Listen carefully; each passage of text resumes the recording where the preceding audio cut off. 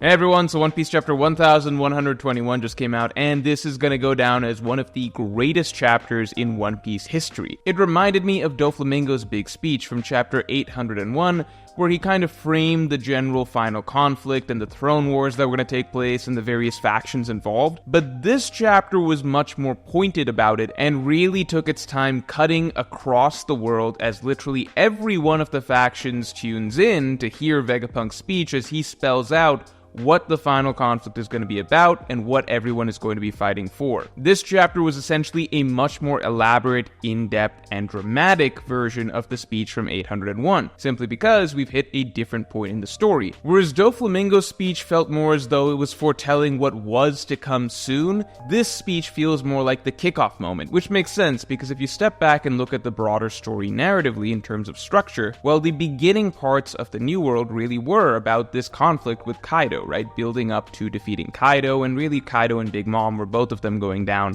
by the end of this Versus 4 Yonko saga. And Doflamingo's own storyline with Punk Hazard and Dressrosa was a lead into that. So after those two went down, that was kind of the final domino before things sort of open up, and it suddenly becomes an all players involved sort of game where everybody is making their move. I guess ironically, while Kaido wanted to be the one to start the greatest war the world has ever seen, the greatest war the world has ever seen basically kicked off post his defeat. It's also symbolized to me in a way in the sense that Wano was emphasized so much as being this isolationist state. Wano was cut off from the outside world. While Wano was going on, things were sort of starting to develop in the outside world with the events of the Reverie and so on, but we were not meant to be privy to any of that. Oda really wanted to keep the story really focused on just the events of Wano against Kaido and Big Mom, and that made Wano kind of the final sort of isolated, island-based conflict that we're really gonna get, where we're not really merging the micro and macro story together. As soon as Wano ended, now it's just open season where basically,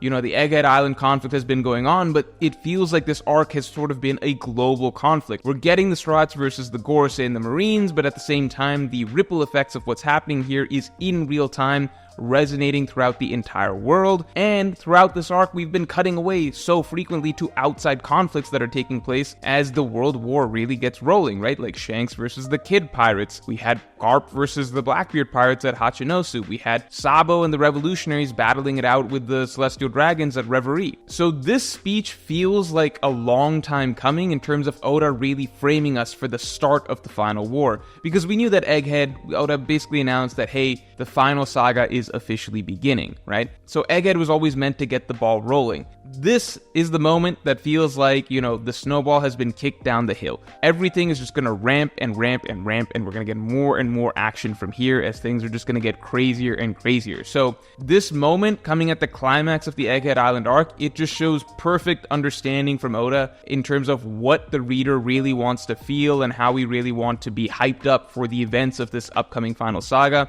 And it's almost like a promise from the author that, hey, this is the story that I built, this is the stuff that you guys are excited for, I promise I'm going to deliver, because I know this. Like, I've been working on all of this for a reason. I've been setting up all these pieces bit by bit by bit, so that now we can kick it off and make all the pieces basically fight like you all have wanted for so long. So, extraordinarily happy for this chapter, not just because it felt cool to see all of these characters we're cutting throughout the world, but really because it feels as though it's just a direct, clear vision for what the rest of the story is going to be, and it's exactly how we hoped it would be, which is going to be this big final war. And I like Oda even painting out, the final panel that a lot of people are breaking down, the big spread of all the major players, it seems like, in the final war. I wouldn't read that much into it in the sense that, it's not a strength-based thing. It's also not just like these are the most important characters of the story. No matter what's happening, the most important characters of the story are the Straw Hat Pirates, right? These characters that are set up, I think that Oda may have selected them in some ways as to hint that these are all going to be very crucial for major worldwide plot events going forward. I mean, several of them are obviously Yonko. Then we've got Dragon, head of the Revolutionaries, Akainu, head of the Marines, Imu, of course, the big bad at the end of all things. And then we've got Sabo, who's sort of the new face of the Revolutionaries that's up and coming in the next generation, and then Kobe, who on the flip side is sort of the new hero of the Marines up and coming on that side of things as the face of this generation for the Marines. So we've got that stuff going. I feel like Aokiji is almost the odd man out here in that he's his own independent faction. He's not really bound to anyone. He's technically part of the Blackbeard Pirates, but he really does seem like his own thing. And to me, that's just a big sign that, hey, maybe Aokiji, whatever storyline Oda has planned for him, is going to be really pivotal in shaping the world one way or another, even if he himself is not leading some big group in any sort of way. And then finally, we've got the big question mark, the silhouetted character, Shanks' evil twin. And I say that in quotes, but look, at this point, it's not that crazy of an idea. It's just not. If honestly, we're at a point where if you'd asked me a little bit ago, I would have said it's insane. But sometimes in One Piece, it's just a few things need to line up together, and it's just like, no, never mind. I could very easily see Oda going this route. I mean, an evil twin, I know people are saying evil twin, it doesn't have to be a twin, it could just be Shanks' brother. I don't know why the idea of, I think, for some reason, evil twin is just what people jump to. It could just be Shanks' older brother, younger brother, something like that. I also think that evil twin is more of an idea that's made fun of in fiction in general, as kind of being sort of lowbrow writing. But I'll just say this, I said the same thing in the stream, Oda's not above that. Listen, this is a man who's used amnesia as a major pivotal story point. Twice. I don't actually think that Oda is necessarily above doing evil twin stuff, and I think that the writing could actually be good if you just look past the cliche trope of the evil twin idea, right? I think the writing could be good. Again, it doesn't have to be a twin, it could just be an older brother, younger brother, or something like that. Oda's already established, based on Shanks' father, who we got to see in his prime, that the Figarlands look remarkably similar, right? Shanks looks identical to his dad, and his dad and him, it seemed like they wielded similar swords to some degree. I could easily see Oda just writing a brother for Shanks. There is stuff that could work out of that would be, I think, actually good writing. So, as ridiculous as it sounds, yes, the evil twin stuff is on the board, and I actually have a decent amount of evidence that I would put into a video potentially down the line, maybe even in the next couple weeks, that I think I could put out regarding why I think the evil twin idea actually has a lot more merit than it initially seemed. And keep in mind, this is coming from me, who for a long time thought that made no sense and that it's just obviously Shanks talking to the Gorosei. On the flip side, it could be the man with the burn mark, which I think is something that a lot of people are writing on, and I think that's a very decent possibility as well, simply because the man with the burn mark is the last sort of major mysterious figure that's been name dropped into the story lately in the last 100 or so chapters, who we have yet to meet and yet to get any real idea about. I've seen lots of interesting theories that the former member of Joy Boy's crew, that it is some holy knight but not Shanks' evil twin, that it's a character that's waiting at Laugh Tale for people to show up. I'm interested. I don't know who this character is, how they fit into the full story, but I do think that the man with the burn mark being the silhouetted figure, that's a great possibility as well. But honestly, at this point, I'm just between the two. Either it's someone related to Shanks, a brother, a twin, whatever, or it's the man with the burn scar. And honestly, if I had to put my money on it right now, I would lean towards twin.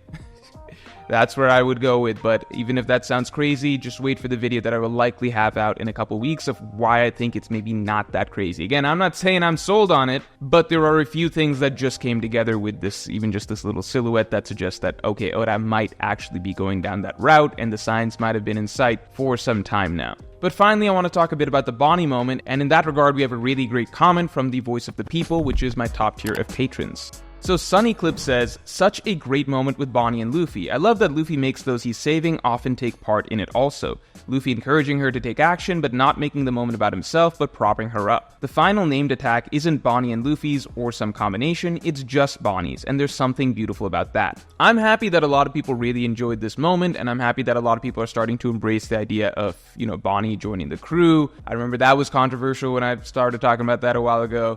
A lot of people embracing the idea of Bonnie being Luffy's successor and not the next Nika, but, a mini Nika in a sense, which is, again, something that was controversial when I first put it out. I'm happy that people are really enjoying that. And like you said, it is a new sort of phase of Luffy's journey where he's sort of being the big brother figure in a lot of ways, right? Like Luffy growing up, he was the little brother figure to Ace and Sabo. Luffy at this point in the story, he's sort of the big brother figure because we saw this very same scenario in Wano, just one arc back with Momonosuke, where in a very, very, very similar moment, Momonosuke and Luffy reach the rooftop and face off Kaido. Kaido, who's been the tormentor for Momonosuke, who caused so much pain to Momonosuke's father, father, much like Saturn caused so much pain to Bonnie's parents. And Luffy's encouraging Momonosuke that you should fight Kaido, bite him, fight him, do something, and Momonosuke steps up and does it. This is a very, very, very similar moment with Luffy encouraging Bonnie that, hey, this is your moment, you need to do this to Saturn. I like that new sort of role for Luffy and his sort of him being a bit more of a guiding mentor at this point, now that Luffy himself has really come into his own and is basically a Yonko, Pirate King material individual at this point. So I enjoy that. I personally didn't feel emotionally that much for the Bonnie moment, just because